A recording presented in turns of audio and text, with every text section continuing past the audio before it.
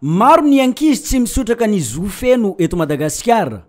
Isan'ireo toerana ahitana izany ny eto Mahajanga. Isaky ny 20 ny volana Novambra ny fanamariana ny fankalazana ny fanaovantsony ny Zon'Ny Ankizy.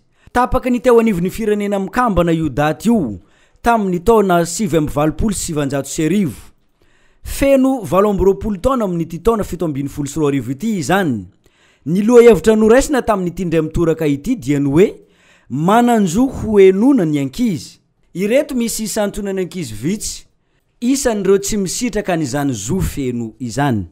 Mba manentana anareo ray aman-dreny mba andefa anay zanakareo anampianarana sy anome anay ny zo feno ho anay. Raha miteny izay ankizy dia mba heno satria na zaza azy izahay mahay ny zonay hiteny. Manana zo aneho hevitra izahay ankizy anenivon'ny fiarahamonina sy ao anatin'ny fianakaviana.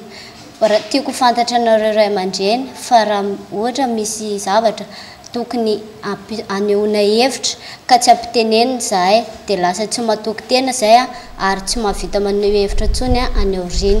Koa manentana anareo ray aman-dreny izahay mba hiantso anay ankizy mba aneho ny hevitra anay. Na ho tanterahana ary ny hevitra anay na tsy ho tanterahana fa mba mangataka izay hoe eno ihany izay na dia izany ariny. Etoana miteny fa manana zo mba hoenona isika ankizy, na ny mpanabe na ny ray aman-dreny na eo anivon'ny fiarahamonina dia tokony mba iaino ny zonay ny hevitra ankizy. Fa raha tsy henonareo izahay dia lasa tsy sahy maneho ny hevitra intsony ary tsy mivoaka ny mahanay anay ka mba heno ireny hevitra.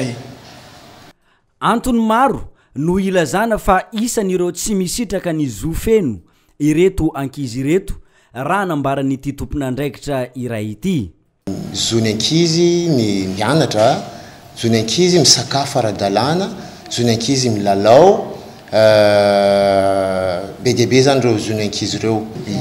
Ny ankizy bebe azona eto amin'ny centre mivitoerana eto zany ankizy kamboty sy ankizy avy any amin'ny fianakaviana sahirana na hoe fianakaviana marefo.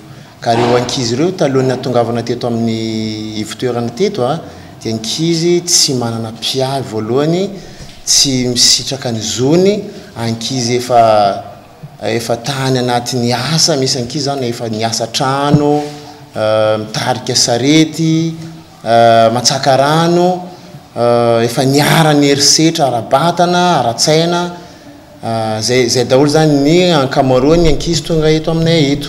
Betsaka n'ireo toerana izay hita izany na n'ireny zaza izay tsy misitraka ny zony ireny eto Mahajanga.